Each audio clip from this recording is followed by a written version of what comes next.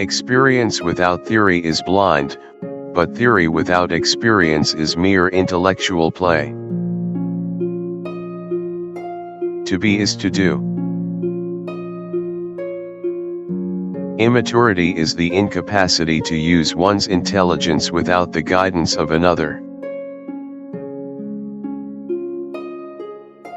Ingratitude is the essence of vileness.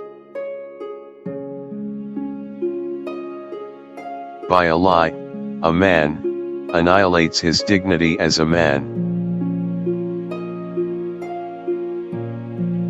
May you live your life as if the maxim of your actions were to become universal law. Always recognize that human individuals are ends, and do not use them as means to your end. Thoughts without content are empty, intuitions without concepts are blind. Out of timber so crooked as that from which man is made nothing entirely straight can be carved.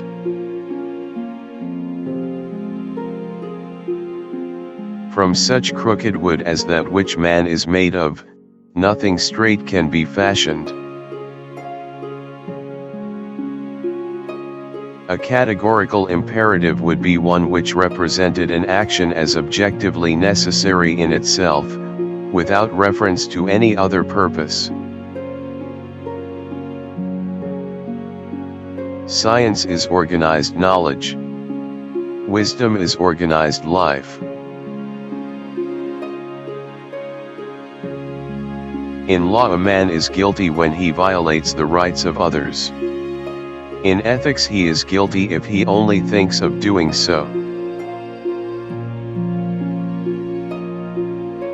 Live your life as though your every act were to become a universal law.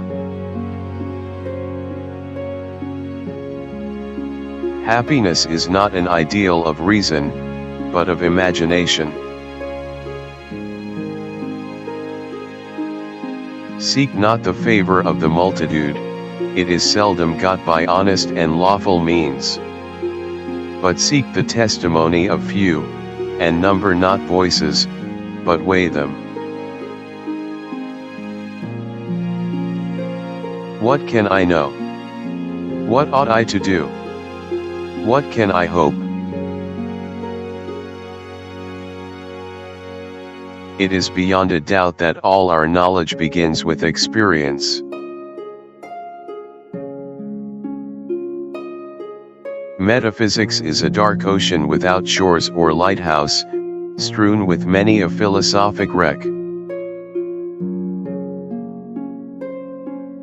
It is not God's will merely that we should be happy, but that we should make ourselves happy.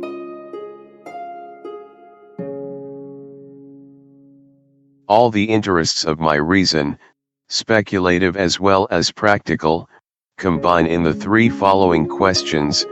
1. What can I know? 2.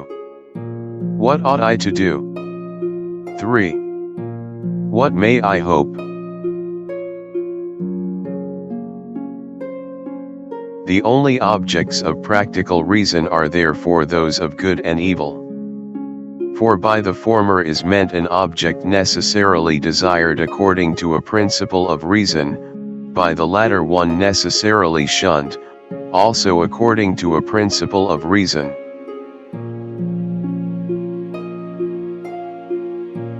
But although all our knowledge begins with experience, it does not follow that it arises from experience.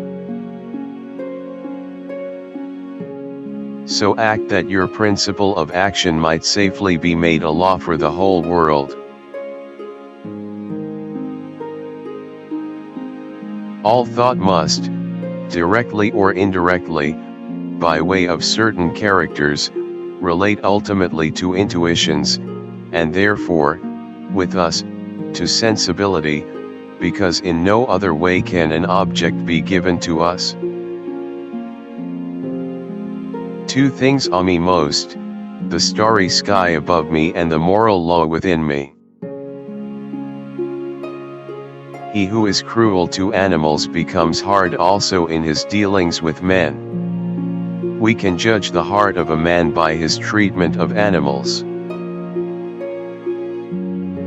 Morality is not the doctrine of how we may make ourselves happy, but how we may make ourselves worthy of happiness. All our knowledge begins with the senses, proceeds then to the understanding, and ends with reason. There is nothing higher than reason. If man makes himself a worm, he must not complain when he is trodden on. I had therefore to remove knowledge, in order to make room for belief. Nothing is divine but what is agreeable to reason. Even philosophers will praise war as ennobling mankind, forgetting the Greek who said, "War is bad in that it begets more evil than it kills." It is not necessary that whilst I live happily, but it is necessary that so long as I live I should live honorably. Religion is the recognition of all our duties as divine commands. Act that your principle of action might safely be made a law for the whole world. Intuition and concepts constitute the elements of all our knowledge, so that neither concepts without an intuition in some way corresponding to them, nor intuition without concepts, can yield knowledge.